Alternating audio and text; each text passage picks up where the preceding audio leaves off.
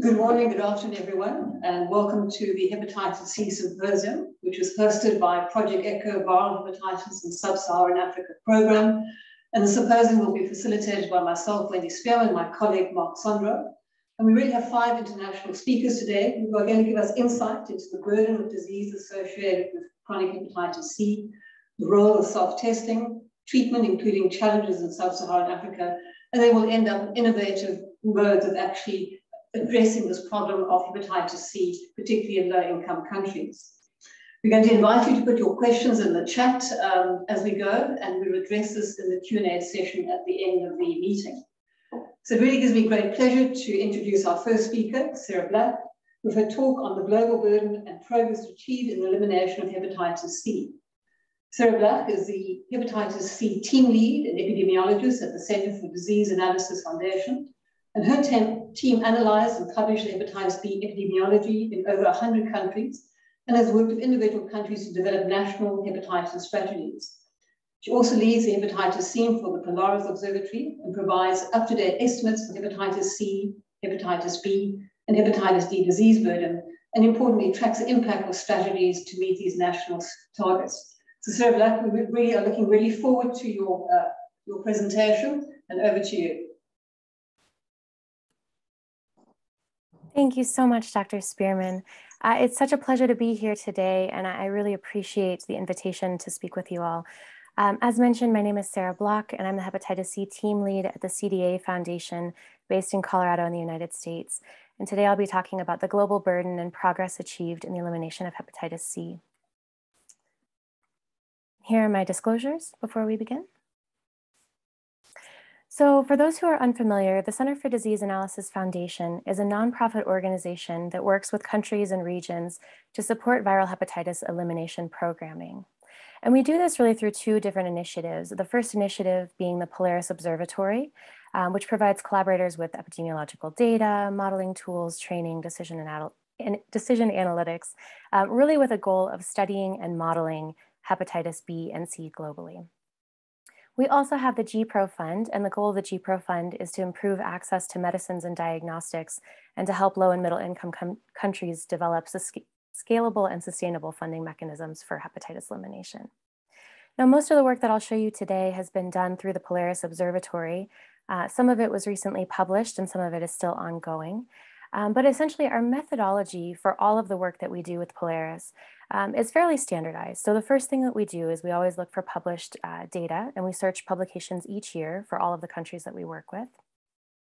We also really value the input of our collaborators, including ministries of health and experts. And so we've worked with experts from over 110 countries to identify unpublished data and to get consensus around the data that's available at their country level. Once we have a good idea of what the data is around hepatitis epidemiology, we are able to use that data in our Markov models to develop models for each country and help to establish some sort of historical disease burden, and then also to develop forecasts out into the future. Those forecasts usually look at prevalence, incidence, mortality, end-stage outcomes, et cetera. And they use the trends from diagnosis and treatment. So all of those programmatic data and inputs, we then can look at the impact out over time. Once we have the data available for the countries where there is data, we actually take that and we're able to calculate regional averages, and we're able to use that to help inform for countries where there's no longer data or where we haven't yet found data. And from there, we can compare those forecasts against the WHO targets to identify countries or regions that may or may not achieve the elimination targets by 2030. So just as a refresher, the WHO viral hepatitis elimination targets initially were relative targets only. So we were looking at an 80% reduction in incidence and a 65% reduction in mortality by 2030 relative to 2015. Now, just last year, WHO updated their guidance and also added in absolute targets. And these absolute targets are for incidence and mortality as well. And so now there's an option for countries to either achieve the relative target or achieve a target of less than 5 per 100,000 incident infections, 2 per 100 for PWID for incident infections, or an annual mortality of less than 2 per 100,000 deaths. There are also programmatic targets that we're interested in. So looking at 90% of patients diagnosed with hepatitis C, and then 80% of those who who are diagnosed getting linked to treatment. Prevention targets include unsafe injections, blood safety, and ensuring that people who inject drugs have access to needles and syringes, sterile needles and syringes each year. Now, what our most recent work has found is that about 57 million people are currently infected with hepatitis C globally. Now, this is a decline of about 6.8 million from 2015. And if you look at the graph here, what you can see on the left-hand side is our starting prevalence in 2015, the change over 2015 to 2019 in terms of new infections added, and then people removed from the pool due to cure or due to deaths, and winding up with our prevalence in 2020. One important thing to note here is that our starting prevalence has changed from our previous estimates. And the main reason for this is actually better data that's become available in Africa. And we're really pleased to be able to have this incorporated today. So in the grand scheme of things, our original estimate was 71 million. It's still within the confidence intervals here, but we do have new surveys from the Democratic Republic of Congo, dried blood spot survey that showed a lower prevalence in the region, as well as new data from Nigeria, new data from Egypt. And all of that has really helped us to improve the quality of our estimates. So with all of that said, our prevalence has been coming down globally. So we're down about 6 or 7 million since 2015, which is a really great thing. Now, since 2015, we also estimate that more than a third of all viremic infections have ever been diagnosed, and more than 10 million people have been initiated on treatment. So the 10 million initiated on treatment goes through the end of 2020, and we're really excited that we're finally above that mark. In the graphs that I'm showing here, you can see how that cascade of care varies by different income group. So we've got the high income group, upper middle income, lower middle on the bottom left, and low income on the bottom right. And this cascade actually has two different components to it. So the first piece is actually a cumulative cascade, which shows how we've ever done compared to our 2015 starting point. And then the right-hand side, it kind of gives us a roadmap of how far we still have to go. So the right-hand side, what you can see for lower middle income countries, we've got our infected, number infected here, and about 15% of people are still diagnosed, and only 4% of diagnosed are initiated on treatment. So one thing that's hard to model or hard to keep in mind with the epi data for hepatitis C is it's always changing, and it's changing so rapidly. And unlike hepatitis B and HIV, where we have patients who will be infected for their entire lives, hepatitis C is curable. And so we have to keep updating these cascades and removing patients from the diagnosed and infected pools as they're cured of their infection. Now, unfortunately, we also know that the COVID-19 pandemic had an impact on viral hepatitis programs, but what exactly does that look like? So what you're seeing on this slide is the number of patients treated for hepatitis C in high-income countries from 2014 until 2020. And there was a fairly substantial ramp up among high-income countries at the beginning of DAA rollout. So you can see that increase from 2014 to 2015, fairly steady treatment over that time, and then a decline in more recent years. The decline in more recent years actually has to do with a couple of things. One is countries are having a harder time finding patients. So individuals who may have been diagnosed previously and linked to care, they've already been treated and cured, and they're just not available anymore. So these countries are having a harder time going out and having to find patients now in order to maintain their elimination progress. Now, upper middle income countries had a slower ramp up for DAAs. So you can see it took a little bit longer for them to start, but maintained treatment at a level of around 300,000 per year, with a decline in 2020 with the pandemic. Lower middle income countries, again, offset just a little bit, so started a little bit later, but really reached some really nice high treatment peaks in 2018, followed by a decline for 2019, 2020. And then if we overlay all of these, what we can see is that in the ebb and flow of countries adopting elimination programs, finishing their elimination programs, running out of patients, finding patients, we end up with a fairly steady state of number of patients treated from 2016 to 2019. And then of course, in 2020, we see that decline. But the one thing that I think is really fascinating is when we add on the impact of the program in Egypt. So the countries that I was, or the treatment data that I was showing before was without Egypt's data included. And if you layer that over the top, we see that Egypt has actually treated about a third of the global patients, of all patients treated globally, which has really been phenomenal. And the good news is the Egyptian program peaked in 2019 and has pretty much concluded at this point. They've treated over 3.5 million patients. And so the numbers are declining there as well. What that means globally is that we're actually going to have to put in quite a bit of work to kind of get those treatment levels back up and make sure that we're not declining from here forward. Overall, the decrease from 2020 relative to 2019 was about just under 80% decline in treatments and about 50% or 46% if you take out Egypt from those numbers. So despite the gains that we've made previously with hepatitis C treatments, we actually forecast that the number of liver-related deaths is going to increase with the current trends. So as you saw on the last slide, we had a lot of patients treated previously. And in these graphs, you can see in the first few years, that's actually contributed to declining mortality. However, if we don't increase or maintain those treatment levels, we would expect deaths to level off or rise again. So the two figures that you can see here are new infections on the left-hand side and liver-related deaths on the right-hand side. And these are out of our most recent publication that was released just a week and a half ago or so. And the red line in both of these is the number of cases, and the blue line being the rate per 100,000. I've also overlaid our targets for elimination. So you can see on the left side, the incidence target in black dashed line and the mortality target on the right graph as well. And you can tell that right now we're actually still fairly far off from meeting those targets globally. But the good news is that with the exception of a vaccine, we do have all the tools needed to eliminate hepatitis. We have diagnostics, we have lab tests, we have prevention measures, we have treatment, and we have all of those at fairly decent costs if you're able to find them in the right spot. In addition, viral hepatitis elimination is one of the very few public health programs that's highly cost-effective across all income groups. So it's really a very good thing to be working towards because we know that it's cost-effective to eliminate hepatitis. So now at the country level, as of 2020, we do estimate that about 15 countries were on track to eliminate hepatitis C by 2030, and another 14 were on track to eliminate before 2050. Now, one thing to note in this figure here is that these are countries that are achieving either the relative impact targets or the absolute impact targets, as well as the programmatic targets.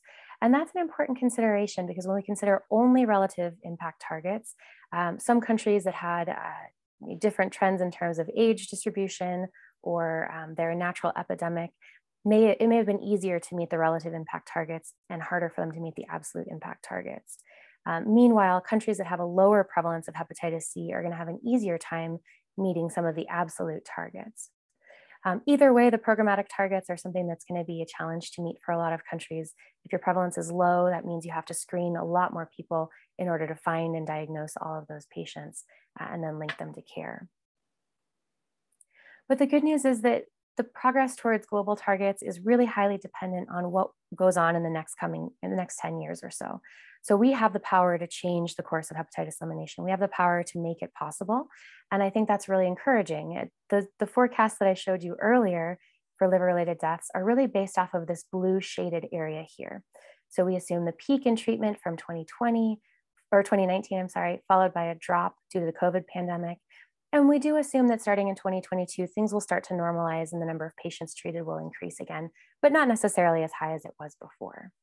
Now, that said, if we are able to increase programs and screen patients and get them linked to care, we could follow a trajectory similar to the green line, which would obviously be more similar to an elimination scenario. Or we also have to always be aware of the fact that there are circumstances that could cause hepatitis to become less important on the global sphere. We saw that with COVID. We could see that with many other things as well. And so if resources and focus and funding are not allocated for hepatitis elimination, and we instead follow the red line on this graph, we would actually expect that the outcomes could be even worse than what were shown previously. Other good news is that we have some really great success stories from low and middle income countries that have already demonstrated large-scale test and treat programs are feasible. So Egypt, we already talked quite a bit about, but huge screening program, lots of work getting patients linked to care, and their elimination efforts have been phenomenal. Rwanda recently, huge screening program as well, and they've done a wonderful job of linking patients to care. Not listed on here are some efforts in Uganda as well. We've got Uzbekistan, Mongolia, Georgia, Brazil, tons of screening programs. One really important consideration with screening programs is making sure that there is a pathway for these individuals to get linked to care, these patients to get linked to treatment. Screening alone is definitely not going to eliminate hepatitis, but also treatment without a screening program is going to run out of patients treated, as we've seen in the European and Western countries. So to conclude, we have all of the tools that we need to eliminate hepatitis C before 2030. The global prevalence is declining, and even if it doesn't seem like we're on track globally to meet those elimination targets, there is still hope for what we choose to go forward and do. And so there is still hope for elimination. We have great success stories from high-income countries that had earlier elimination progress, middle-income and low-income countries that are starting to come on board now with their elimination programs. And even though the COVID-19 pandemic has set us back a little bit, I think there's quite a bit that we can do from here on forward. So thank you so much for your time and attention, and I'll turn it back over to our facilitators. Sarah, thank you so very much for sketching the scenario and the global lay of the land at the moment with respect to hepatitis C with that fantastic updated data. We're going to move on now to an important issue within hepatitis C care, and that's looking at key populations and looking at the issue of potential self-testing. We have up next a colleague of ours from the WHO in Geneva, Nicholas Lerman. Nicholas is background trained in public health, University of Berlin, and more recently, since July 2019, in fact, has joined the HIV, hepatitis and STI division at WHO in Geneva, where he's currently based, and he's currently the technical officer. So we really can think of no one better to, in fact, tell us about the issues of key populations and self-testing. Nicholas, over to you. Thanks, Mark.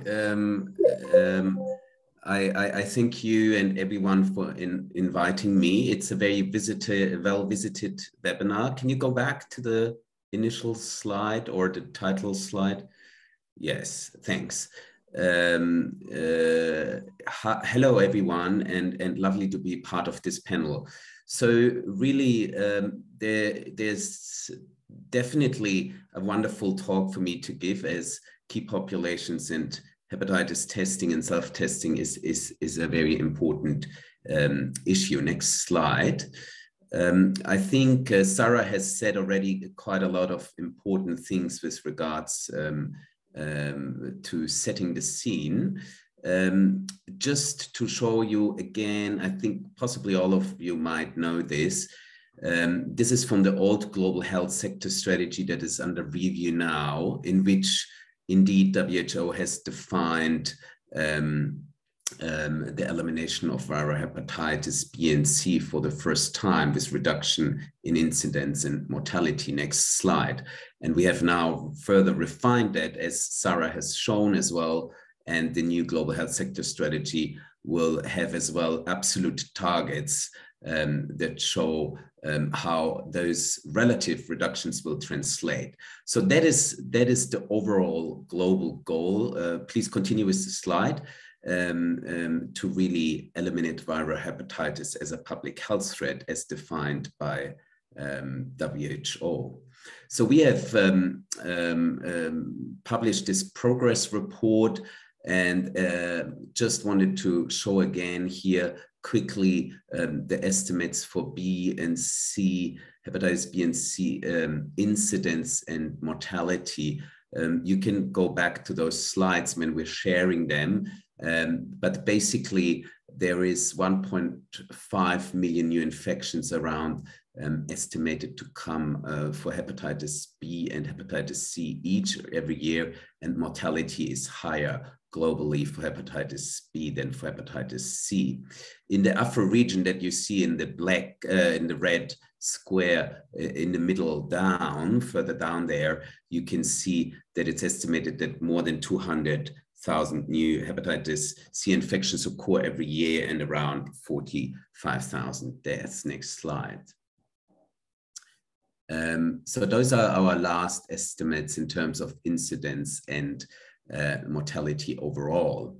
So now in terms of key populations, which is actually let's say a terminology that comes from HIV, but there's obviously important overlap with most affected populations in viral hepatitis. And I just wanted to give some data points. You can see that these are global data points, that almost 40% live with chronic hepatitis C infections among people who inject drugs. And actually, different estimates show that between a quarter and potentially 40% of all new global hepatitis C infections may come from injecting drug use or related behavior. It is as well true that there's a big overlap with HIV, and that the co-infection rates can range from 2 to 15% globally.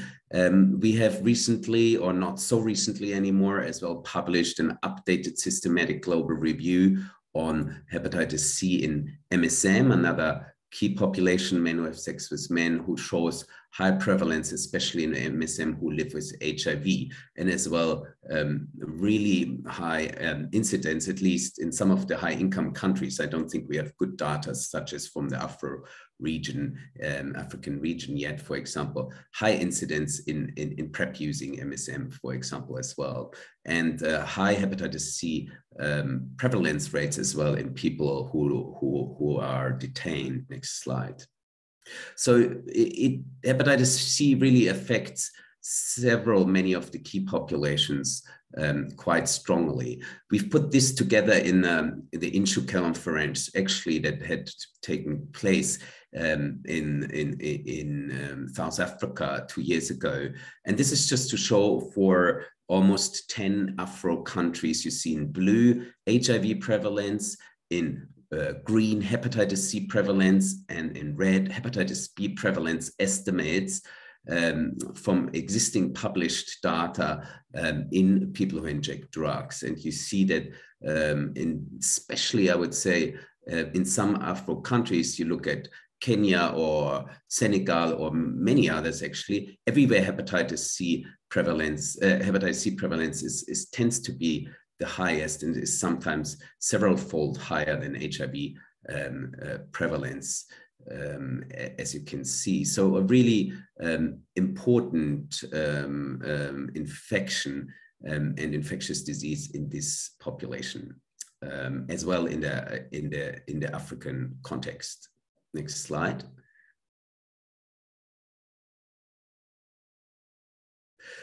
So back to, let's say, what Sarah has touched on already. This from our progress report. It shows you in green the percentage of people who are diagnosed by end 2019, and in yellow those treated.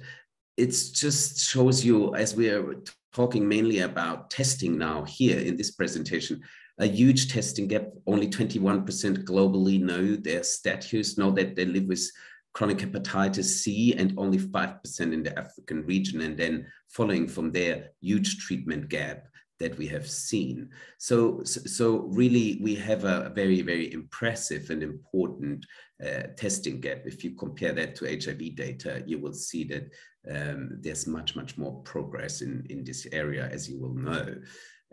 Next slide. So this is almost kind of a parenthesis, in the sense that I've taken that from HIV, don't worry. It's a slide on differentiated service delivery, which tells you that the best care to offer defines when, where, who, and what, and gives patients and providers several options, basically. And why I put that up is that, given that we have such an important diagnostics gap, and a treatment gap, I just wanted to insist, we will learn more now about self-testing, but there's not such as one single super solution. And it is really the mix that makes the difference, because some people want care more centrally and by specialized, and some people want it as much as possible in their own sphere, such as at home or done by themselves in the case of self-testing. So it's really not only about offering testing, as offering self-testing, but in this framework of a full testing and screening approach, and then linkage to care and treatment. Next slide. And in a similar vein, I just wanted to alert you before we go back to the self-testing recommendation that we have, WHO has commissioned this evidence review on decentralization, task shifting, and peer navigation of hepatitis C. And this guideline is not out yet, but will be coming soon in June or July.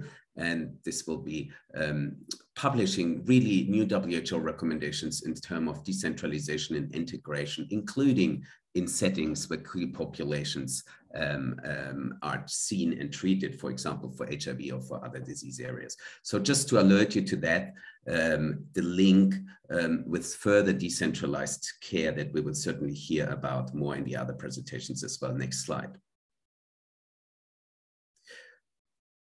So once we've said that, in terms of more specifically, in terms of testing, this is the slide from the initial recommendations from WHO. In red, it tells you who to test. We don't have to go into the detail, but it's just to show you that we have recommended since the beginning to have certain populations in the focused testing group. So people who are from key populations should be offered hepatitis C testing everywhere in every epidemiological scenario and or setting.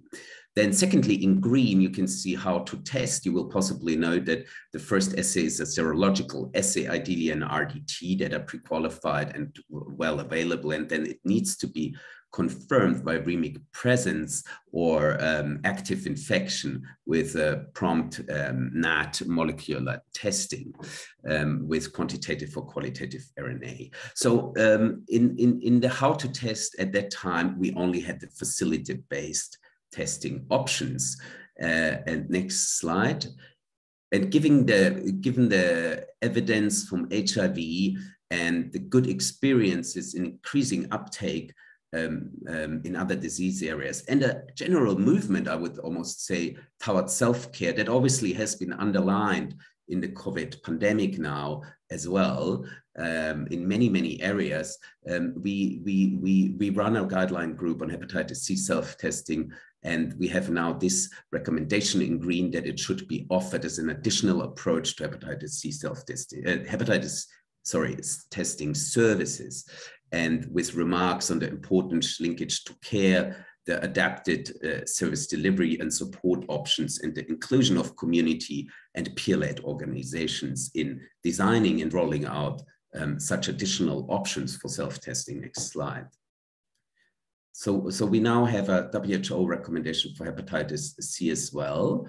Very shortly or very quickly, the evidence for that was really built on a combination of indirect evidence from very good randomized controlled trial evidence from HIV self-testing that shows the increased uptake and proportion of people diagnosed and absence of harm, in addition to more specific emerging evidence around cost effectiveness, values and preferences, and feasibility of using hepatitis C self-testing in different populations groups. And one would have to say that really much of this evidence came as well from key population programs and research, and showed particular value there. Next slide. So that was just for your reference, I guess, to show that this is from HIV self-testing. A lot of the data in key populations here showing the increased uptake in different, as you see on the forest plot, in different service delivery options and many different trials and publications. It shows in HIV that online and mail distribution perform particularly well. that is often with MSM that this works very well, actually, indeed. Next slide.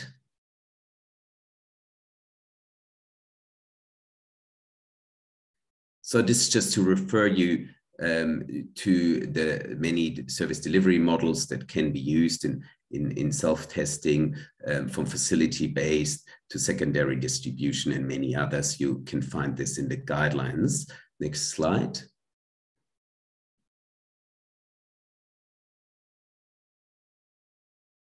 So I wanted to alert you at the end, just so that you've heard about it, have seen that actually today we continue to work with the STAR Consortium that are supported by Untitled to work on further piloting self-testing. And this project includes implementation and operational research in 3 countries in Sub-Saharan Africa, Cameroon, Nigeria, and South Africa. And you will see in the second column that many of the populations that will be included in those self-testing pilots are from key populations, are people who live with HIV.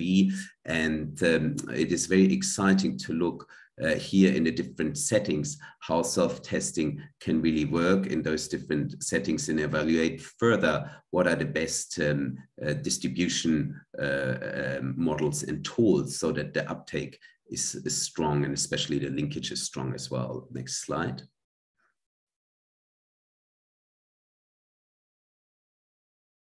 So these are the next steps. It was really just to alert you in terms of conclusion. I think that we now have a recommendation that we think is a very useful additional step to offer people choice in how they learn about the hepatitis C status, that we have no yet pre-qualified or other very strongly regulatory approved product. We're working very much with the manufacturers on that, and that will change this year. I'm hopeful and pretty sure that we will have 2-3 tests that can be purchased based on hopefully WHO pre-qualification that will make it more attractive to funders such as the Global Fund, and as well to country procurement, at least in some countries. And then there are several pilot countries. We heard about the STAR Consortium once. The FIND initiative in Geneva as well has 3 further pilot countries that are more RCTs, and we have organized one additional one with Georgia in the general population to really see if we can close the remaining gap there in screening. So this is all to say we're looking forward to amazing and new research outcomes to further allow us to refine where this sits best and how this can help us further with elimination. But again, I think it has to be embedded in perfect. These are your links. It has to be embedded in a broader, strong screening and testing policy and approach.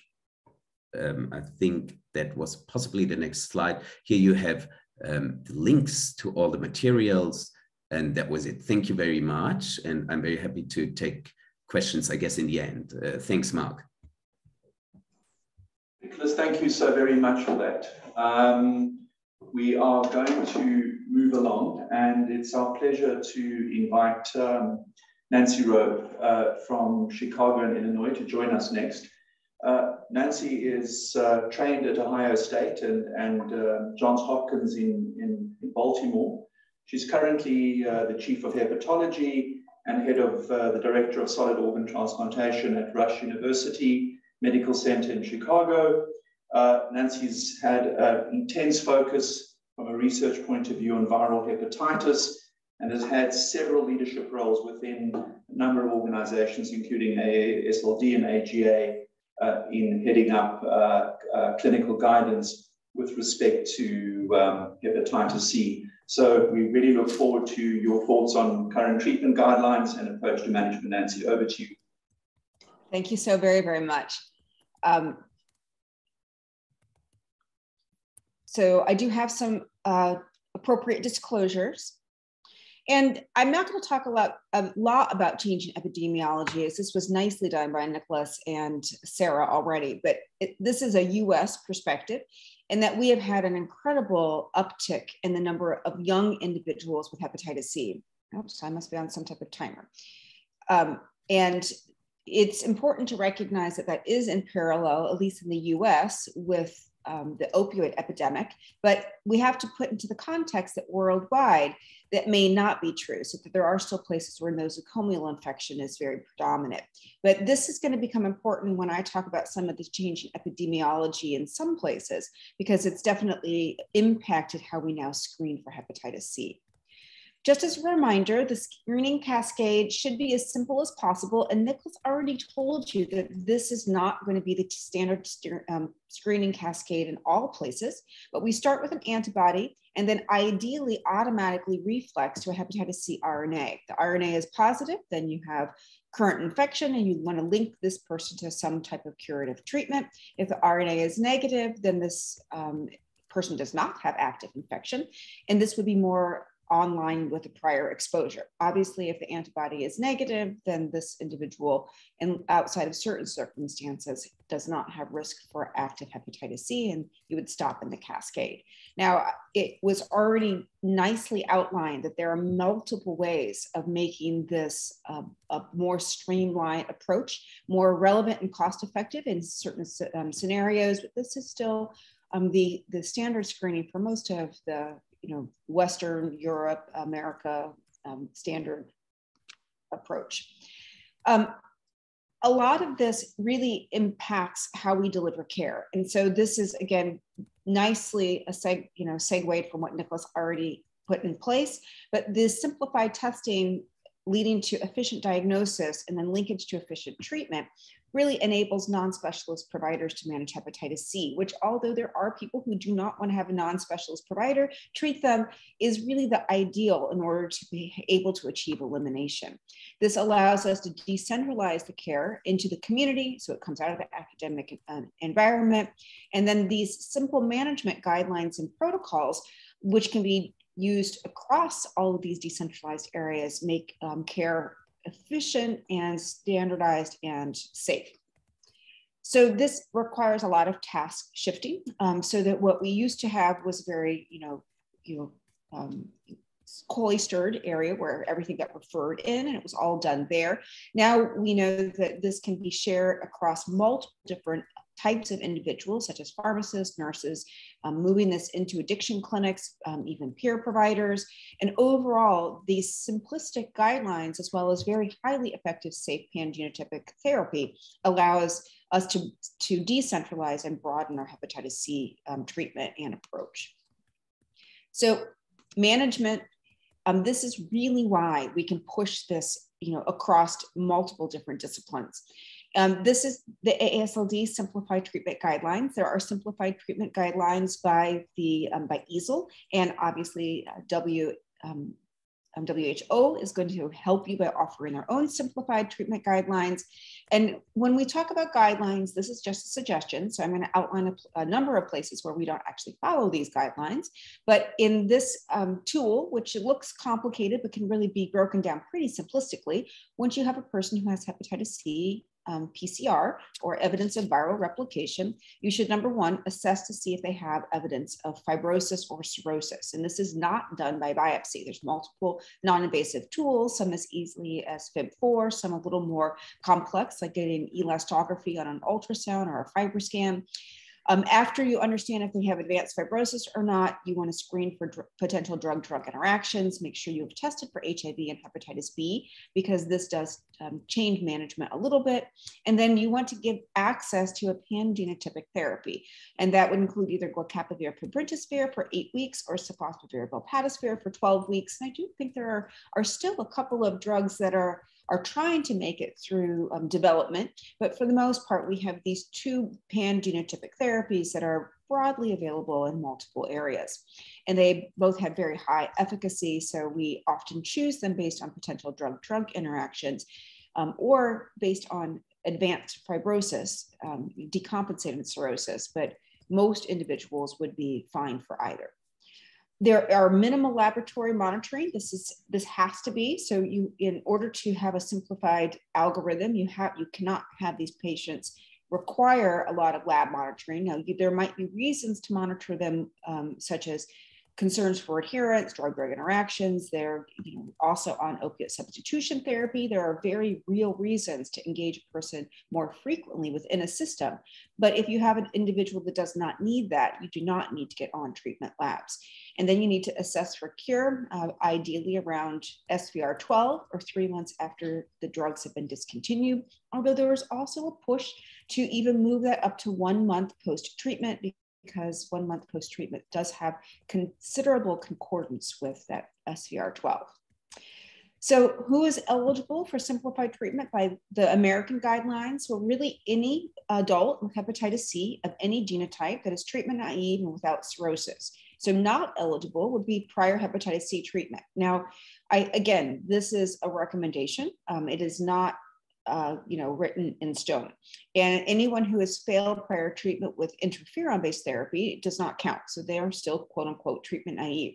We all recognize that someone who has failed multiple courses of oral therapy is more complicated to treat. Does that mean it's less safe to treat them? No, you just have to make sure you have an experienced provider. And this is where a program like ECHO is ideal. You can help mentor someone who may not feel confident to treat that type of a person if they don't have very advanced disease. So, just making sure that we make smart treatment choices. It's not that they are more dangerous to treat. Cirrhosis, now again, this is a gray area. A well-compensated cirrhotic is actually quite easy to treat. Someone who has decompensated cirrhosis that's considered for transplant should be moved into a place where transplantation and that patient can be more appropriately monitored. But if you don't have transplant as an option for that individual, this again, where a mentoring relationship can help guide someone through that complex therapy. But this is a patient who is more likely to have complications, and a decompensated cirrhotic should not be given a protease inhibitor, irrespective of whether it's glycaptidate or brintosphere or another alternative treatment that has a PI. This is a place where there is more drug toxicity associated. But well-compensated cirrhotics, remember cirrhosis is a spectrum. So an asymptomatic, well-compensated cirrhotic is actually pretty easy to treat. You just need to make sure you engage them in all the other things a cirrhotic needs to be monitored for, such as liver cancer, thoughts about esophageal varices, etc. Known or suspected hepatocellular carcinoma is flagged. This does make treatment less effective, and you want to make sure you have the understanding of where you're going and why you would treat the hepatitis C. So again, it's a logical approach, and these individuals do have a higher rate of having complications with their therapy. And so, we're starting to become a little less gray and a little more certain. These need to be, care needs to be provided by an experienced clinician, prior liver transplantation, and then co-infection with HIV or Hep B surface antigen. So again, Hep B, HIV, if someone is familiar with treating these types of infections, you can still very easily be treated for your hepatitis C. It's just you have to make sure you're considering all of the viruses, not just hepatitis C. And then pregnancy is another place that is flagged. So what do you need for initial testing and pre-treatment assessment? This is, again, a moving target. So do you need an antibody or a viral load? Maybe not. Maybe you just need an antigen or a blood spot. Do you need a genotype? In America, the answer is yes, because our access to treatment is limited by what an insurance company will approve, and we still need genotype to get that. But if you have pan-genotypic therapies, you may not need genotype. Now, I think there's a talk later on in this lineup that's talking about some of the alternative genotypes where we don't have as much data. So we used to call those less common genotypes, but actually across the world, they might be quite common.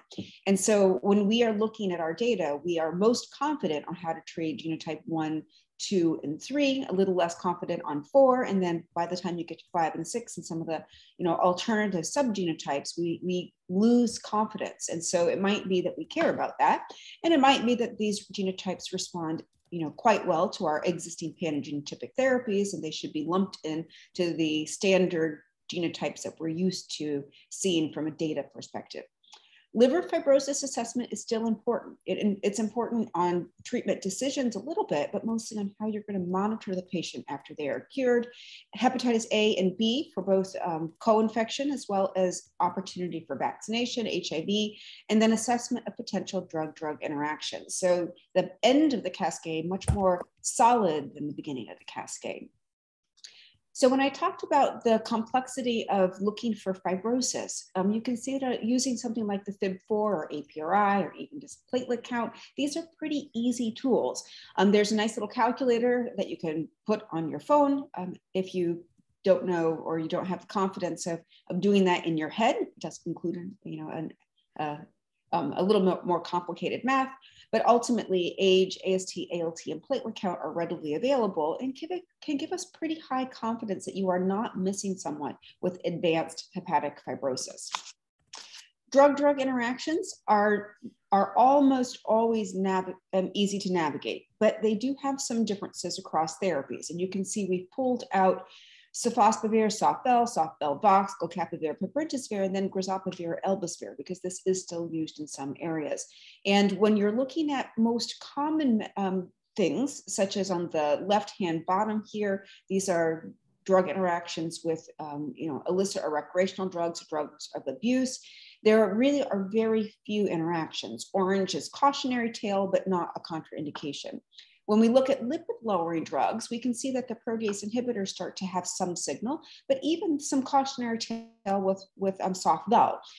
These are things that can be switched. You can see that there are easily green lines all across. So you can take someone, either hold their statin or their cholesterol-lowering medicine, or you can switch it to something else if they really need one, and then switch them back or lower the dose. But you want to be cognizant of it. It does not make treatment impossible.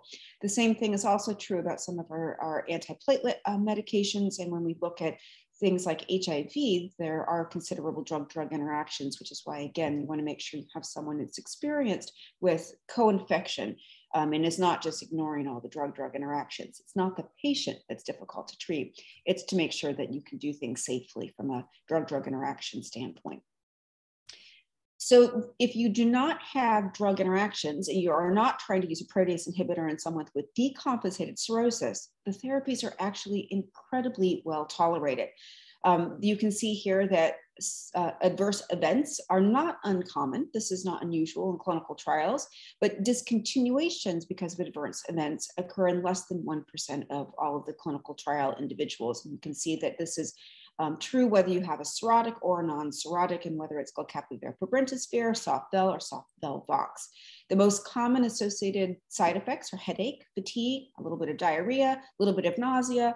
Now, if you get out the product insert, you will see that there are lots of other things that have been associated at very low rates, but for the most part, our patients tolerate these therapies incredibly well. This, in the end, means that if you take your medications, almost 100% of individuals suffering from chronic hepatitis C can be cured. Now, this does mean that, in the 4% of individuals that fail first-line therapy, whether it's Gocapivir, Pibrentasvir, or Soft-Bell, and have to be salvaged with a second regimen, whether it's Soft-Bell Vox or Gocapivir, Pibrentasvir with sofosbuvir, you can still get the vast majority of them, so nearly 96% of them, also cured. So most people on the first swipe, and then almost everyone else on a second attempted treatment if necessary. So after you have them cured, which is an expectation, you need to make sure that you understand how to treat them and manage them post-cure. So we mostly do that based on how much fibrosis or risk of progressive liver disease they had before you started them on therapy. So if they had low stage disease, 0 to 1, and that could be done by that FIB4, and they have no risk of ongoing liver disease, so they don't have concomitant fatty liver disease or alcohol use disorder, we would expect them to do great, and they don't need to be, monitored for progression of their liver disease. Now, they should be counseled about reinfection and tested for reinfection if they are engaged in high-risk factors, but we do not expect them to have progression of their liver disease. If they were of intermediate stage, and this is a little bit gray on our non-invasive techniques, but if they were not exactly low stage, not cirrhotic, then you do need to consider progression, especially in those that have fatty liver disease or alcohol use disorder. Most of them will regress. And if you see form of regression based on your FIB4 or elastography, you can again understand that they are low risk and then return them to a no monitoring system. If they have progression, which should not be from their Hep C, but from their alternative liver disease, then they need to be monitored like you would someone who has more advanced disease. And here, the main thing is long-term liver cancer surveillance at 6-month intervals and considering who is appropriate for an upper endoscopy to screen for varices. And there are excellent guidelines using a combination of platelet count and elastography to eliminate upper endoscopy for about 1/3 of those individuals. All right, and I know that we're quick on time, but I want to talk a little bit about some of the new areas that are a little more controversial. So in the United States, as well as Europe, we now have recommendations for universal screening of hepatitis C in all pregnant women. And that's really because of that change in demographics where we had these younger patients who are of childbearing age and are in the US. This is supported by the CDC, the United States Preventative Task Force, the Asld, IDSA, and then also obstructive bodies such as ACOG and the Maternal Fetal Medicine Society. They begrudgingly, we're a little slow, but now also do advocate for universal screening with each pregnancy. This just shows that the Asld guidelines also support this. They found it to be cost effective and appropriate. But all of our guidelines do not recommend treatment during pregnancy. They really emphasize that treatment should be considered prior to pregnancy, and most of them will recommend treatment postpartum in those that are pregnant.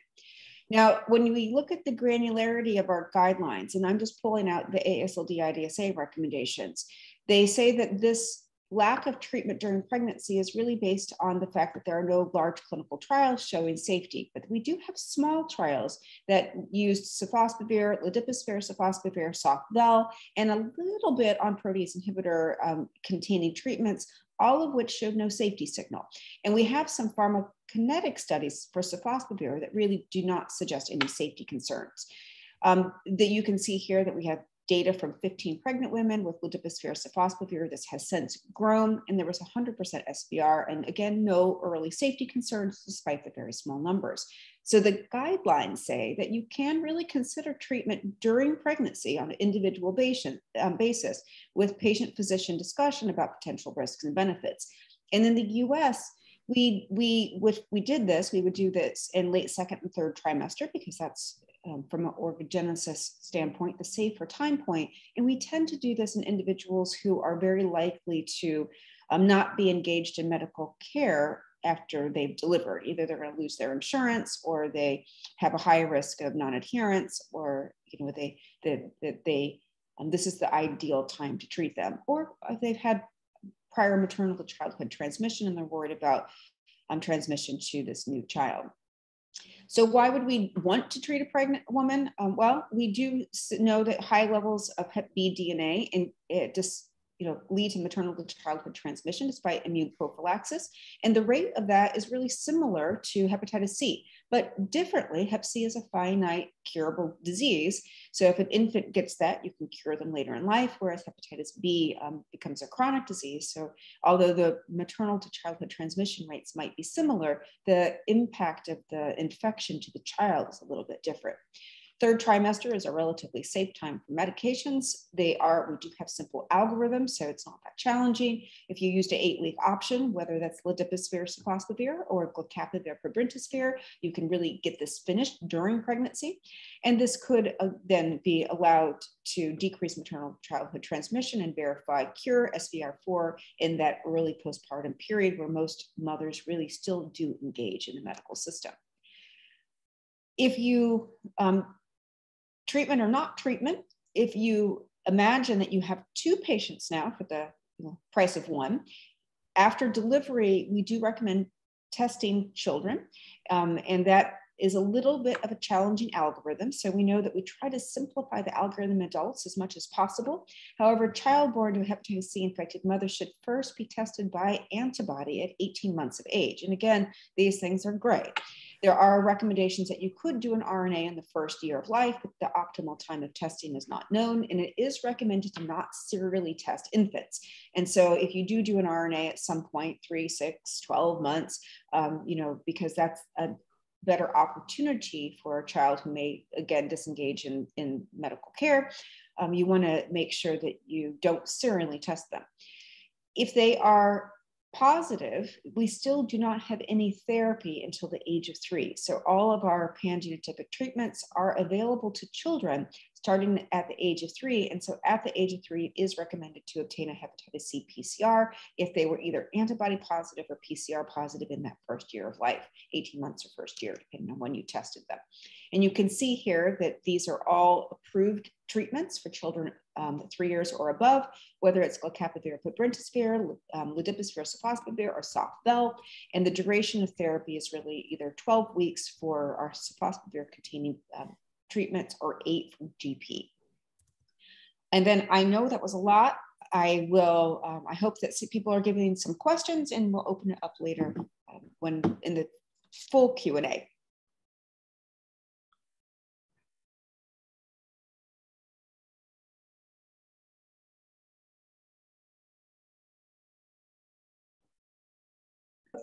He's Associate Professor in the Department of Medicine and Division of Hepatology. And importantly, he's played an important role in developing the guidelines for the management of viral hepatitis in South Africa, and currently serves on the WHO Strategic Advisory Committee on Viral Hepatitis.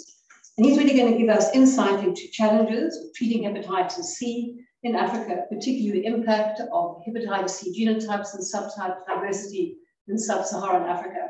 Mark, over to you. Wendy, thank you very much, and good afternoon, everybody from around the globe and from across our continent this afternoon. I'm going to be obviously looking within Sub-Saharan Africa and the unique challenge we have of genotype and subtype diversity. Sarah has shown very nicely on updated data that's literally just been published online in Lancet GH, how we actually are making some global progress with respect to hepatitis C prevalence. And we are down to, as she noted, somewhere in the vicinity of about 57 million viremic people around the world. Focusing on Sub-Saharan Africa, there have been a few champion countries. Well, firstly, north of the Sahara, in fact, Egypt has been a global champion country. But within Africa, we've seen countries like Rwanda make certain strides forward in terms of expanding care. But across the regions in general, things have improved slightly, and that's, you know, really multiple reasons for that. But we've still got a long way to go. Now, if we look at the issues of actual genotypes across the African continent, we note that globally, we've got a range of genotypes. If we look really, genotype 1, and particularly 1b, dominates globally as probably the most frequent of all genotypes, really followed by 3. And there tends to be a bit of regionalization around the world. For example, the US, 1 and then 2 and 3 tends to predominate. Europe tends to be 1 and 3, but they've seen a rise in 4. And if you come down into Sub-Saharan Africa, we really are kind of almost like a rainbow nation. But again, there is some regionalization. You can see here that in Central and East Africa, we've got genotype 1 and 4 predominating. West Africa sees a lot of 1, a bit of 2, some others as well. And then kind of in our neck of the woods down in Sub-Saharan Africa, southern Sub-Saharan Africa, we move into an area where really it's pretty much a rainbow nation, and we see genotypes 1 through 5. But if you look at my own country, where we find ourselves, South Africa, work done a couple of years ago, really based in blood donors and some patient samples, over 1,000 people between a period of 2008, 2012, we do sort of see genotype 1 and 5 predominating, but quite a lot of 3 and 4. And something that we've clearly noticed is this rise of genotype 4 in South Africa, as they have in parts of Europe, for example. Our own experience in our own clinic here at our hospital in Cape Town, You can see genotype 1 still tends to predominate. We see a bit more 1A than 1B, a bit of 5 as well, which is in keeping with the rest of the prevalences in South Africa. And again, we've also seen this rise in genotype 4, but we see a bit of everything. So what about these unusual subtypes that, in fact, we have been learning about over the last few years? I think just to take you on a bit of a journey, if we wind the clock back, there's this little paper published in Hepatology a few years ago. It was a case report of a patient who was enrolled into the Asld 1 study. Now, that was one of the landmark registration studies for Sub-Saharan Hepatitis. He was a 44-year-old man. He was enrolled in Brussels. He was non-cirrhotic. And on TrueGene, he was genotyped to genotype 2 and then included in the study. They did later on try to re-genotype him, and it failed on the Versant Inolipa platform. But he received 12 weeks of Sob-Bel and achieved a sustained virological response. Later on, the sponsor actually went back and did next-gen sequencing on all the samples. And in fact, this patient was found to be a very unique genotype 7A. And on looking back, in fact, the patient, although treated in Brussels, was born and grew up in the Democratic Republic of the Congo, where he likely acquired hepatitis C. A couple of years ago, Slim Ferrati and Jean-Michel Polotsky in France looked at just under 540 patients who had failed therapy in France over a period of years, who all failed DAA therapy. Just under 1/4, in fact, were genotype 4. These patients who were genotype 4, 27 of them, in fact, were patients with genotype 4R, and they were all patients who were born and grew up in Sub-Saharan Africa, but were in France and treated there. You can see in the sequencing here of these patients, something jumps out at one. It's a complex issue, but in the sort of NS5A RAS position, quite a number of NS5A RAS pop up. And these were sequencing either from baseline or post-failure sequencing or both. 8 patients were retreated with a variety of treatments, including glecaprevir, pibrentasvir, or even throwing in a bit of a bespoke regimen of using Subtype, and others were given Sob-Bel-Vox, the triple combination of sofosbuvir, valpatisvir, oxylaprovir. Baseline treatment in all these patients had failed included sofladipisvir, sofdoclatisvir, and some of the older AbbVie regimens of onbetasvir, paritaprevir. The authors in this particular paper suggested that if you're going to treat these unusual subtypes, they would recommend quite a hard recommendation of going ab initio with Sob-Bel-Vox or using a bespoke combination of Sof and then Glipib as well. It's quite a hard recommendation, quite aggressive. I think the 4R issue was answered quite substantively by the initial shared study from Neil Gupta and colleagues in Rwanda, published a couple of years ago, where they treated a range of patients with 12 weeks of sofladipisvir. And overall, the SVR rates were not terrible, but good. But when they looked at subtypes, you could see that just over half of patients achieved SVR who were genotype 4, and some of the more unusual genotypes as well certainly didn't make the 90% plus benchmark that we would use for DAA therapy and assessing its efficacy. If we look at a very recent paper, and so we're jumping more to Southern Africa now, we're looking at Malawi. This is a paper from our colleague Alex Stockdale and colleagues in Malawi.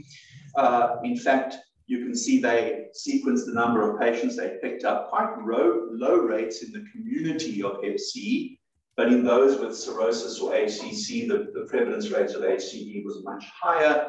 But here, 4V, 4R, and 4W predominated, really telling us that 4R is not really only the Central African, East African phenomenon. We're seeing it somewhere else. Chris Davis and colleagues in hepatology looked at a couple of patients a few years ago from Uganda and DRC. And again, just something to note, quite the much older age of patients with Hep C. And they also found a range of atypical genotypes. 4R they didn't find, but they were finding 4S, 4Q, 4V. And importantly, again, at baseline sequencing, lots of pre-existing NS5A RAS mutations. There's no treatment data available in the study. Jumping across to our colleagues in Kumasi, Ghana, some who are on the line this afternoon. This is really a study looking at dried blood spot testing and its value in looking at Hep C. And here, this was a population of patients who were HIV positive and really sequencing for PCR on DBS, and they found a couple of positive Hep C patients. The prevalence was about 0.6%, and in fact found genotype 2, which we know predominates in Ghana. But interesting, the majority were 2L and 2R, something almost that we didn't think existed. But again, no treatment outcome data here. And this really important paper from Kate Childs and Jeff DeShaker and Kosh Agarwal from London, I think really cements this issue around subtype diversity. A couple of years ago, looking at treating immigrants in London for hepatitis C and looking particularly at Sub-Saharan African immigrants, this incredible subtype diversity that was noted again on 4, but in particular from Nigeria, this incredible subtype, at least a genotype 1 subtype diversity, and even a brand new novel genotype 1P that was discovered. Notably, in treating these patients, most were treated with sofosbuvir, for example, SVR rates were down at 75%, suggesting that these subtypes are a lot more resistant to first-line therapy than what we previously thought. Our own work in our clinic here at our hospital in Cape Town, we presented this just a few years ago when we still had face-to-face meetings at Asld. This was in Boston in 2019. We just showed this was 60 patients that we had sequence data on all genotype 4. Before I jump to exactly the spread, just look at this 4R of ours I've highlighted in green. And those incredible baseline NS5A mutations, although you're seeing them elsewhere as well. But if you just look at our own clinic experience, 12 different subtypes of genotype 4 we have in our clinic. It's quite remarkable the extensive subtype diversity of this particular genotype. And if we look at treatment overall, was SVR genotype 4 overall was 84%, really dragged down by 4R, which was only 50% response rates. And when we in fact retreated patients, we had a good response to Sob-Vel-Box, and some we even had a sort of bespoke paritaprevir, ombitacivir, sofosbuvir regimen in trying to achieve SVR, and everybody succeeded except one patient who even failed Sob-Vel-Box. Lastly, just to say exactly how incredibly diverse we are, you can see that this is a patient we treated from Luanda, initially genotype 2, and when we in fact came to treat her, we found her to be a completely novel genotype 7B, most incredible baseline RAS mutations in this patient that we successfully treated with soft-GLP, and she achieved SVR. So what about treatment? Well, the best data we have so far has in fact was presented at Calder last year, and it is probably going to be published online very shortly in Lancet GH, again from our Rwandan colleagues. This is the SHARE-3 study, and basically they've gone and treated both naive patients or experienced patients, so 61 naive and 40 experienced, and they've treated the naive patients with ab initio Sob-Vel and Sob-Vel-Box for the retreatment patients, RAS mutations all over the place as one would expect, and basically the naive patients achieved 97% SVR, and the retreatment again more than 95, at least almost 98% SVR, showing that there is clear benefit from that particular regimen. So in summary then, we clearly have a continent and a region, Sub-Saharan Africa, where we have all the typical ones, where they really are around, and they respond well to therapy and the outcomes are good. But there is this element of subtype diversity, notably in 1 and 4, and it's prevalent seemingly in many regions to a greater or lesser extent. The problem with this is that existing data suggests quite significant and unacceptable first-line DAA failure rates. And the problem is this poses a significant issue and challenge. First-line therapy such as soft-DAC, sofosbuvir, is cheaper, it's more readily available, more genericized. Genotyping is simply not appropriate for our region. It's costly, it's unavailable, and in fact just adds a whole different layer of complexity. So what solutions do we have? Well, if we just look at genotype 1A and 1B data and the NS5A RASs, we can really see that valproatin and remdesivir clearly have a higher barrier to resistance. So these are clearly drugs that probably should be entering our lexicon in regions where you have these subtypes. And so existing data may support Sov-Vel as our first-line DAA therapy in these regions. We don't have as robust data here for those odd subtypes of 1. Glecaprevir, Progrenitosvir looks very promising, and theoretically it looks very good. We do need data. The problem is it's just not generically available, and quite frankly, the costs are probably going to be somewhat substantive even as generics. And while we can retreat people with Sov-Vel box, it remains expensive. There's no generics available. And in reality, where you want to link people to care rapidly in our region, you want to achieve success the first time round. This is going to remain an ongoing challenge, and we certainly do need more data. Thank you very much. Thanks, Mark. I think really highlights the importance of knowing within one's own region what are the difficult subtypes, and then I think really motivating for the appropriate pan-genotypic therapy. So our final speaker today is going to be Sanjeev Arora. And Sanjeev is the founder and executive director of Project ECHO at the University of New Mexico at Albuquerque. He's a distinguished professor of medicine with tenure in the Department of Internal Medicine at the University of New Mexico Health Sciences Center. Importantly, he's really driven Project ECHO, and this really has spread to now 30 countries over the past decade. As we'll see, not only addresses viral hepatitis, but a number of other chronic conditions. And we've been very fortunate to be able to be part of this program for viral hepatitis in Sub-Saharan Africa. Over to you, Sanjeev.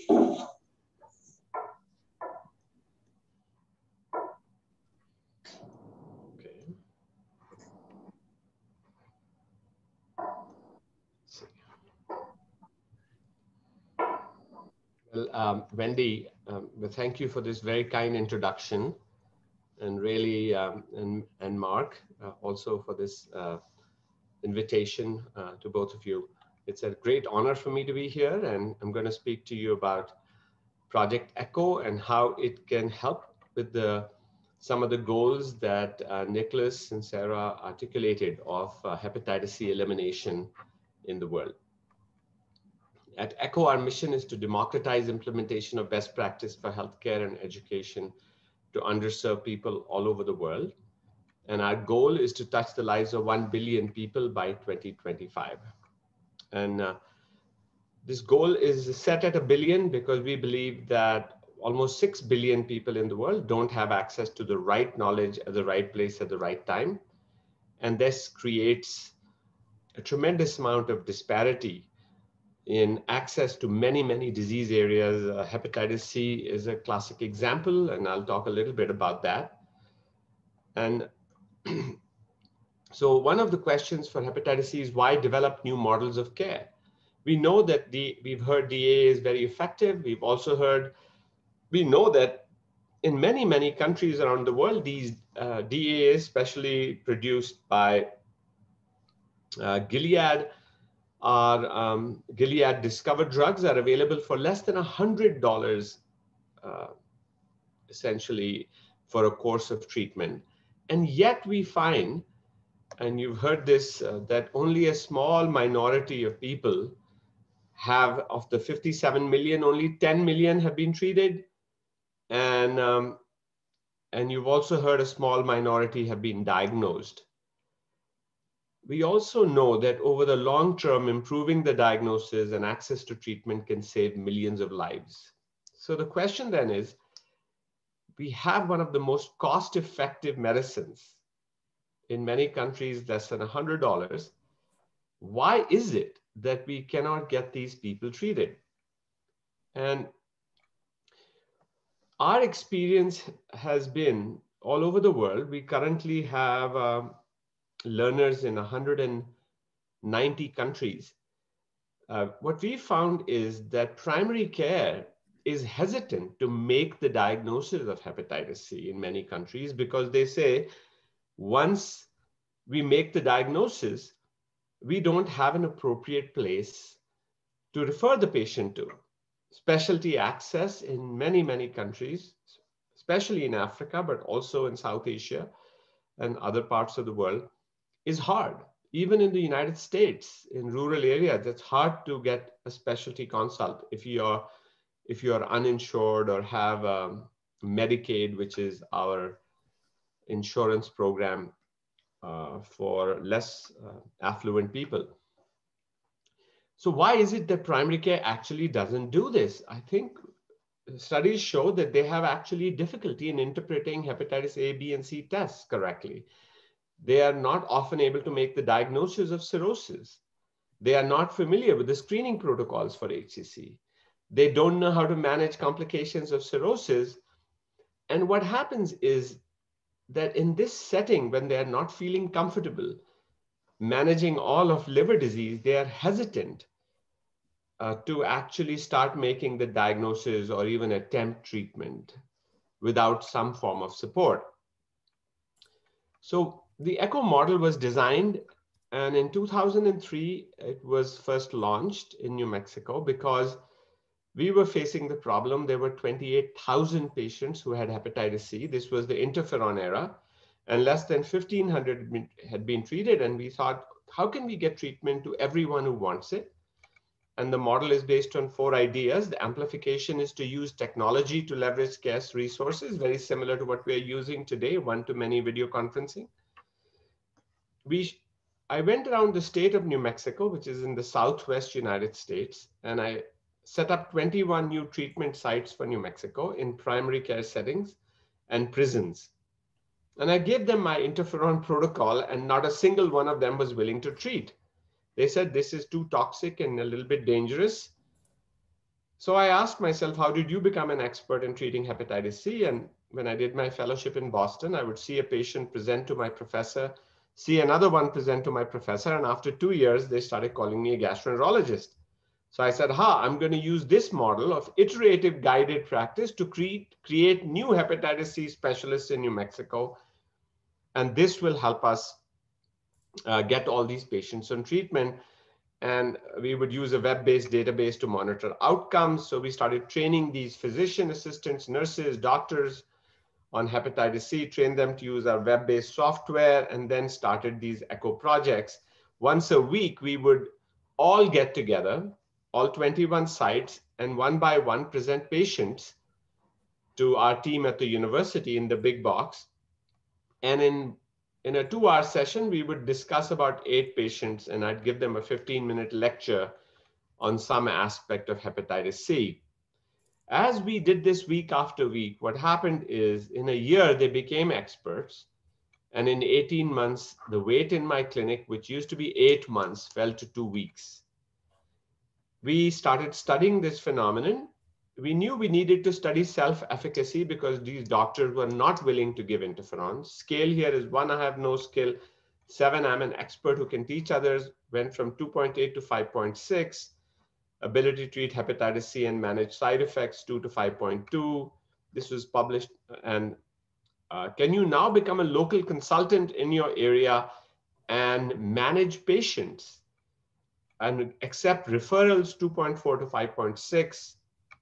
Overall competence, 2.8 out of 7 to 5.5 in 12 months, published in Hepatology in 2010. But we wanted to know, why are these primary care doctors interested in joining? And here they told us that 97, 94, and 98% felt that achieving competence was beneficial for them. So they were not just joining because of their patients, they were joining for their own professional development. Next, we did an outcome study with the use of pegylated interferon and ribavirin by primary care doctors, and published in the New England Journal of Medicine, where we were able to show the data is not important, that rural clinicians and prison doctors could produce the same level of outcomes with interferon ribavirin than as university specialists if they were participating in ECHO, and we were able to improve access to minorities. So what we are trying to do in ECHO is move from declarative knowledge, which is the guideline, to procedural knowledge. That is, how are you as a primary care clinician in Africa going to apply these rules, the guidelines, to individual patients? What are you going to do when a patient is in front of you, with the idea that if we make them practice enough on a weekly basis until they become experts, they'll become autonomous. And that's the goal of ECHO. This is Albuquerque, where I live, our hepatitis C project in New Mexico. And then we've expanded ECHO for more than 50 disease areas all over the world, for quality improvement like antimicrobial stewardship or cancer of all different kinds, diabetes, geriatrics, cardiology, bone health, high-risk pregnancy, addiction, psychiatry, mental health disorders, LGBT health, and many others. This is the Veterans Administration ECHO network in the United States with 600 clinics connected for, and we have replicated the ECHO model at 332 academic hubs in the United States. Almost all the universities, all the leading universities in this country, including Nancy's university, have replicated Project ECHO. This includes University of Washington, University of Chicago, Harvard, Hopkins, Yale, MD Anderson, and many others. And we have about 650 global hubs right now all over the world, many in Africa. And one of my dreams is that every country in Africa will have an ECHO project for hepatitis C, where every patient can get access to treatment. We went to Africa first in 2015. The idea was to get, this is in partnership with the US government, to get 200,000 HIV patients on treatment in Namibia. This program has been extraordinarily helpful. We also have many outcome studies by the Center of Disease Control shows that this project in Namibia has been very effective. We now have lots of projects in Africa for HIV, lab strengthening, quality improvement, antimicrobial resistance, infection control, safe surgery, etc., and many hubs in Africa. Also have a partnership with Africa CDC, a 40-country collaborative to implement international health regulations. Many of your countries, Cote d'Ivoire, Tanzania, Egypt, Ghana, Uganda, Sudan, Lesotho, and Namibia, Zambia have signed the ministries have signed collaborative agreements with us. For hepatitis C, we have replicated and created 34 university hubs in the United States, and globally there are 53 hubs with learners in more than 100 countries. So the potential benefits of the ECHO model are improved quality safety, rapid learning and best practice dissemination, reducing variation in care, improving access for rural underserved patients, workforce training, supporting professional satisfaction, cost-effective care, integrating public health. But we as experts who are in this conference need to democratize the implementation of our knowledge. ECHO is not a model just to democratize knowledge. Google does that. We want to democratize the implementation of best practice. So here's an example in Argentina, where the university, Asld, mentored 25 providers in all over Argentina, and were able to treat 437 patients with a SVR rate with new treatments published in Viral Hepatitis of 96.4%. Another study from the VA, University of Michigan, published again in hepatology, 513. This is not for hepatitis C, but for cirrhosis. Many of these people had hepatitis C. And what they showed was if the primary care doctor was participating in ECHO for cirrhosis, the risk of death from cirrhosis was half, odds ratio 0.54 than if the doctor was not participating. This is VA, again, ECHO for hepatitis C, 21.4% of people patients of primary care doctors who participated in ECHO got treatment versus 2.5% of unexposed. Another very large scale study done out of India in the state of Punjab, where the major academic medical center trained 22 district hospitals, primary care clinicians to implement DAA treatment. This paper ultimately got published in European Journal of Hepatology, showing 92% SVR rate for for hepatitis C treatment by primary care in rural district hospitals in Punjab, India. And you can see very large numbers of patients enrolled in treatment. And this is a picture of that program. They also then published data on persons who inject drugs and showed that SVR rate of 76.1%, again, using the same model in district hospitals.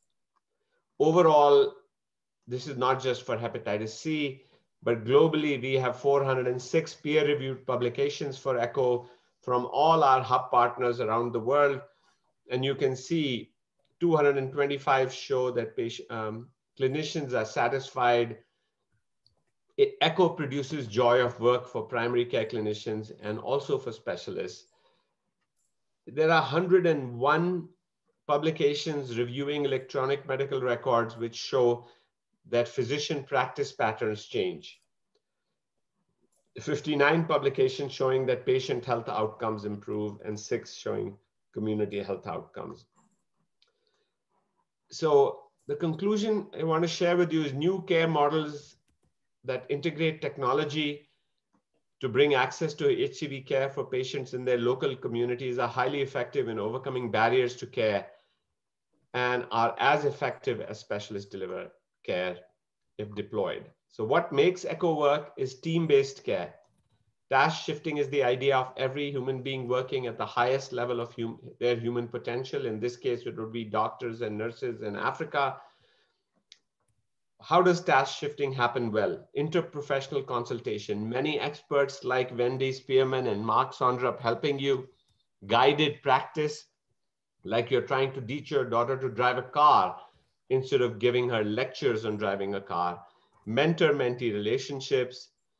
ECHO is also a social network. It is designed to produce joy of work. The key principle of ECHO is all teach, all learn.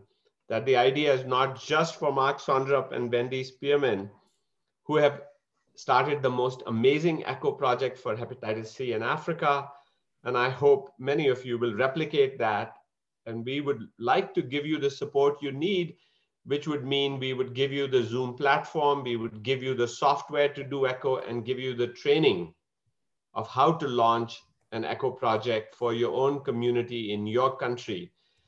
And the idea of ECHO of all teach, all learn is that specialists like Mark Sondrup and Wendy Spearman, who have pioneered ECHO in Africa, also learn from primary care clinicians whom they train. ECHO is a movement. We want to change the world. And the key philosophy of ECHO is that without equity in the world, you're going to have a lot of suffering, terrorism, wars, and disseminating and democratizing the implementation of best practices is the least expensive way to produce equity in the world. And there is a lot of knowledge, and this knowledge grows with sharing as opposed to material resources which shrink when we share. So because of this reason, we would like to deploy the ECHO model all over the world for the most common healthcare problems in countries. So if you look at the growth of ECHO over the last several years, in 2019, 231,000 learners, 2020, 1.3 million learners, 2021, 1.21 million, overall 3.1 million learners in 190 countries right now for about 3,000 active networks operating. I encourage you to join ECHO. This is really my favorite slide, my favorite quote. It's a physician who worked in Africa, Albert Schweitzer, who got the Nobel Peace Prize and said, "I don't know what your destiny will be, but one thing I do know, the only ones among you who will be really happy are those who have sought and found how to serve." And I encourage you to democratize your expertise in hepatitis C by setting up ECHO projects so that every patient in Africa gets treatment. And we would, of course, provide you all our support at no cost to every country in Africa who is interested in replicating the model. Thank you for your attention. Thank you again, Mark and Wendy, for this opportunity. Thanks very much, Sanjeev, really for sharing the global impact of Project ECHO. And I think as we go into the post-COVID era, we're really going to have to look at how we're going to provide outreach and provide appropriate care to all levels of healthcare to the underserved individuals. So I think this is a really excellent way to end our symposium. We'd like to open it now to discussion and comments.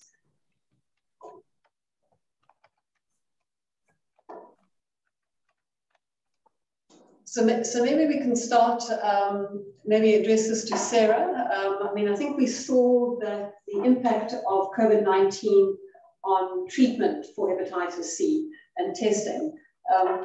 And really what is being asked here, are countries which are offering screening and treatment aiming towards elimination able to afford the cost of treatment?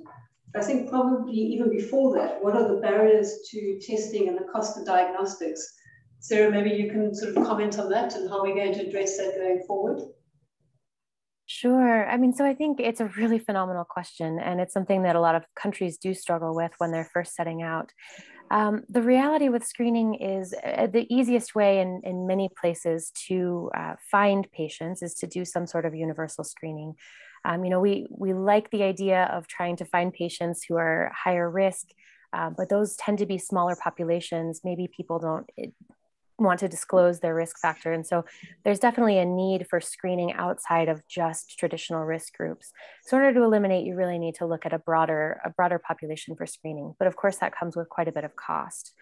Now, the good news is the cost of rapid tests has declined fairly substantially. The cost of PCR testing has declined. The cost of treatment has declined. I love you. I'm so giving a talk in we Africa. definitely have lower cost tests to do or to use for these types of programs. But that doesn't necessarily fix the fact that countries still have to get them into the country, or countries still have to get the tests and the treatments into the country. It tends to involve large purchases and procurement. And there are a variety of different ways that countries have addressed this. So we have a program in Uzbekistan that actually looked at pooled procurement and having patients help patients who could pay for some of the cost of the treatment and screening. And that would then allow other patients who could not pay to have their screening and treatment done for free. So there's some really innovative models in order to try and implement those programs on a broader scale. Also working public-private. So I mean, if you can find large corporations or companies that are interested in screening and testing their employees, that's one way that countries can kind of start to get those elimination programs going. But there's really some good ways, and I think that maybe hearing from Nicholas or even from some of the other countries, if we have anyone who's worked with Rwanda specifically, it might be useful to hear your comments as well. Another thing to mention is simplifying the cascade of care and the screening protocols.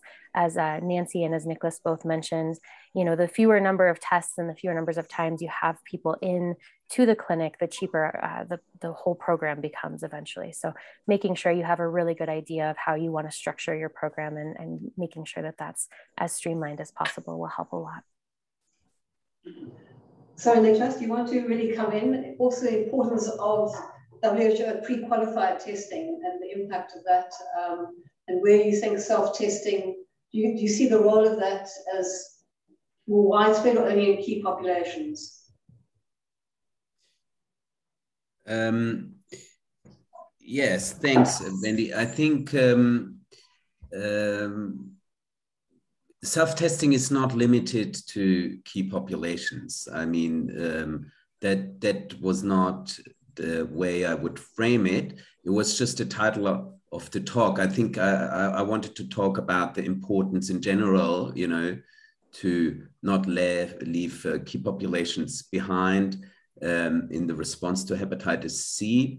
And it is true that the advantage of self-testing, maybe I haven't insisted enough on that in my talk, is really, you know, that it gives you increased autonomy, and, you know, you can use it at your own pace, so to speak, in your own setting, so to speak. And so you're less dependent, at least to learning your initial status or on the healthcare system, you know. And so I think in HIV and other diseases, one has seen it doesn't have to be only key populations, but people who have difficulties with trust or access to really access the healthcare system. For those, self-care in general and self-testing in this case specifically is a really great additional advantage. It's not for everyone, right? Some people would rather much prefer to go see Sanjeev or someone, or see a specialized doctor. Someone would ask their GP, someone would ask a peer worker, and someone would think the best is I first do it myself. And so it's really the choice that comes here. Obviously, this has been a very strong asset for some people in the COVID pandemic, self-care in general. So that far to self-testing, I don't think it's limited to key populations, but they feel that it gives as well, they feel that it can give a very good advantage. I just saw a comment, if you allow me, on the Egypt and how they afford the treatment. Or afforded the treatment. I mean, it's a complex response, but what I would say is really that Egypt at the time they tackled their hepatitis C epidemic as a public health problem, had really one or the biggest epidemic in the world. So it was a very, very intensive public health problem in the country. So they could really, decide to make this an absolute priority, and they invested a lot in this. They got as well support, I believe, from the World Bank and other institutions. But it was really the political will, to have a huge impact on what impacts every family in Egypt to tackle this problem. And then in terms of treatment costs, I mean, generally, including in Egypt, the generic treatment costs are not high. So if a country negotiates well and is within the set of countries that can profit from generic treatment access, which is many countries through the medicine patent pool and other mechanisms, the treatment costs can be as low as $60 per cure. And this is about what Rwanda and Egypt have used, just as and so still a lot of overall program costs, but the cost effectiveness of such a program, especially in such a high prevalence setting, was amazing. Sorry, just to finish with saying, I think we can learn a lot from Egypt, but most of the countries in the African region don't have that type of epidemic, and so the whole argument and program has to look a little bit different. No countries in the African region has a prevalence of 5 or 10%, I think, over. Thanks very much, Nicholas. Maybe Nancy, I mean, you raise two sort of topics that often isn't addressed in talks, pregnancy and children. And in fact, children, I think, have kind of been left behind often in the management of chronic hepatitis C. Do you think it's important that we treat them early, at the age of 3, if they are PCR positive? Would you recommend treatment, or do we wait until they're older? Just your insights into treating children. Yeah. So in full disclosure, I am not a pediatrician. I am a parent. And I think that there is a distinct advantage in treating a child before they engage in high-risk behaviors. So it's much easier to eliminate hepatitis C in a child before they, run the risk of having sexual relationship, or they have to disclose or feel like they might need to talk about this in gym. And before they run the risk of transmitting it, if they, engage in behaviors that, such as tattooing or injection drug use and things like that, I think that there is a distinct reason to treat them early. I think that adherence is challenging. So if you have a 3-year-old that will not take pills, I mean, anyone who has tried to treat some child with an ear infection knows that children don't always follow all the rules. You want to make sure that the parent and child have every good reason to think that they can complete that treatment course. Now, the distinct exceptions are extrahepatic manifestations of Hep C. You have a child who has cryoglobulinemia or something like this, or risks for immune modulation, then that's a very different scenario. And we do have children that have cirrhosis. And so whether you're adding to that the obesity epidemic, remember in the US, 1 out of 10 children actually has fatty liver disease. So these things are going to pile up. So there are probably reasons to treat some children over others. But I think my bias is that treatment is so easy. And as long as you can manage to keep the child adherent and the parent and the child engaged in care, you should treat them before it runs the risk of being a disease that's associated with high-risk behaviors. And I think we often underestimate the risk of cirrhosis in children, particularly in the setting of non-alcoholic fatty liver disease as well. I think it's as high as 5%, so something that we underestimate. Just looking at pregnancy, I mean, one of the risks are if you're HIV, hepatitis C co-infected, and the significant increase in the risk of transmission. And I think that's probably definitely a group of pregnant women that might want to target to treat during pregnancy. What are your thoughts on that? So I think, you know, I've long been an advocate for treatment during the third trimester of pregnancy. I think it's very easy. We've been comfortable doing hepatitis B therapy, and the risk for the drugs is nearly the same, in my opinion. If you're comfortable giving tenofovir, you should be really comfortable in giving Soft-Vel. And if you look at co-infection, the risk of transmission to the child is about 10%. We also know Sami Saab published a study out of Egypt showing that viral load was strongly associated with maternal to childhood transmission. And the rate, there wasn't a lot of women that transmitted because there weren't a lot of women that had hepatitis C in the population, but it was still about 15% in that study of maternal to childhood transmission if the viral load was above 10 to the 6th. And so I think that we don't know the rates of maternal to childhood transmission because so many children are not screened. And so if you're not looking, you really are using a very limited data set to make that case. And I think that it's logical to treat during the last trimester. It's just not supported by data. And because it's a curative disease, you can treat postpartum after delivery and not leave a child with a chronic illness. Thanks. And Nicholas has just pointed out that the upcoming HCV guidance from WHO will in fact include HCV guidance for the pediatric population.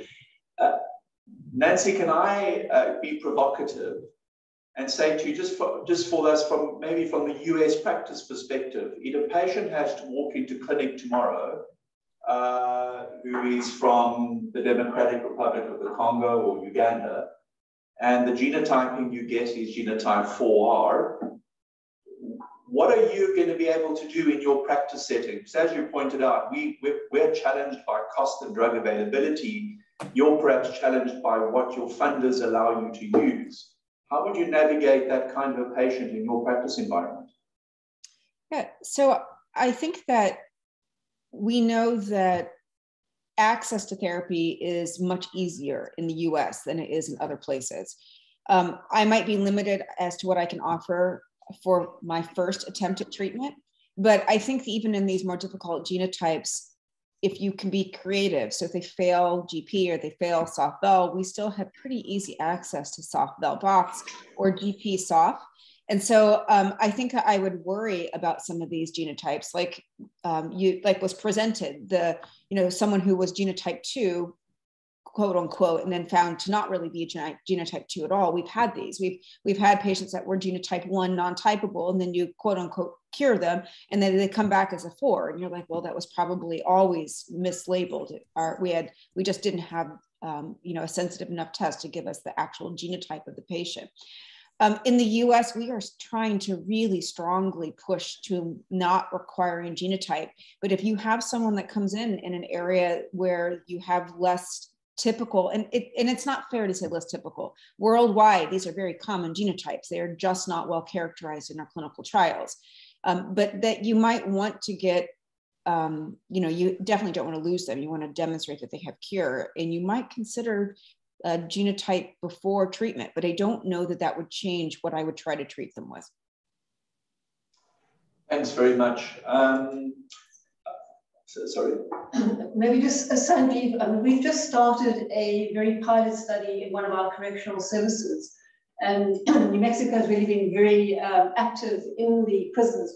Maybe give us insight into how you started it and what the outcomes have been.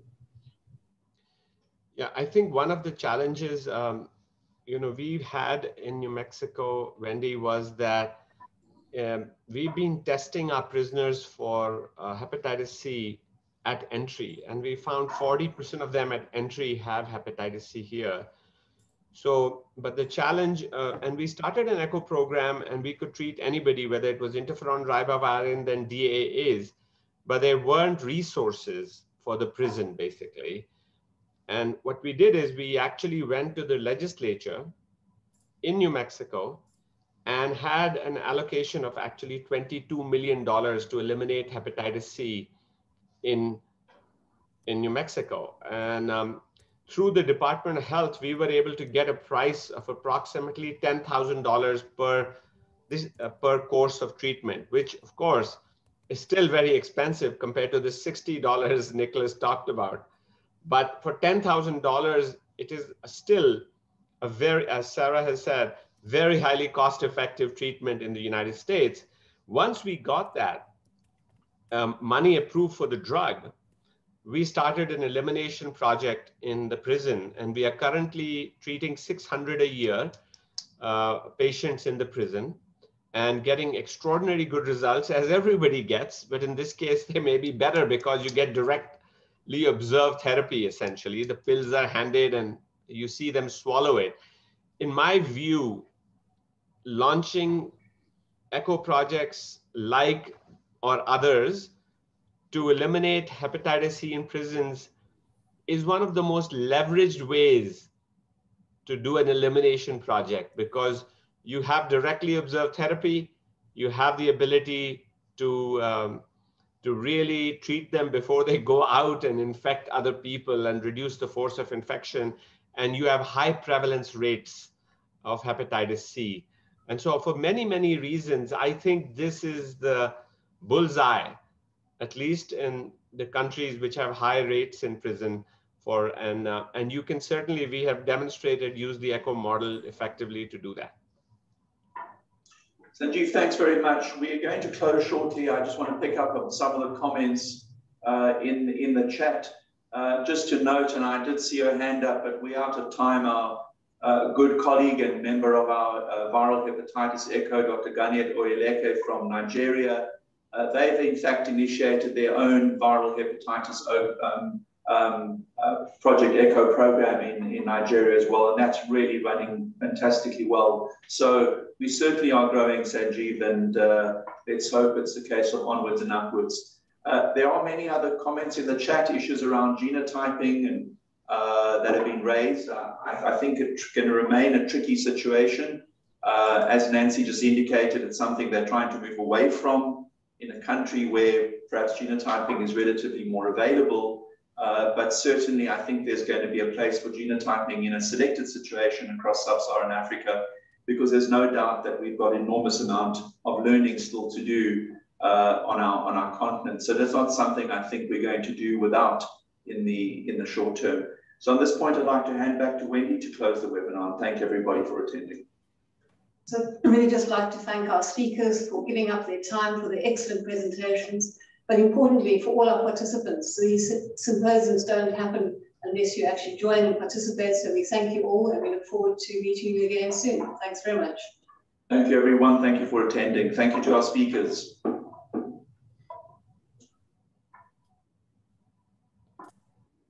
Thanks.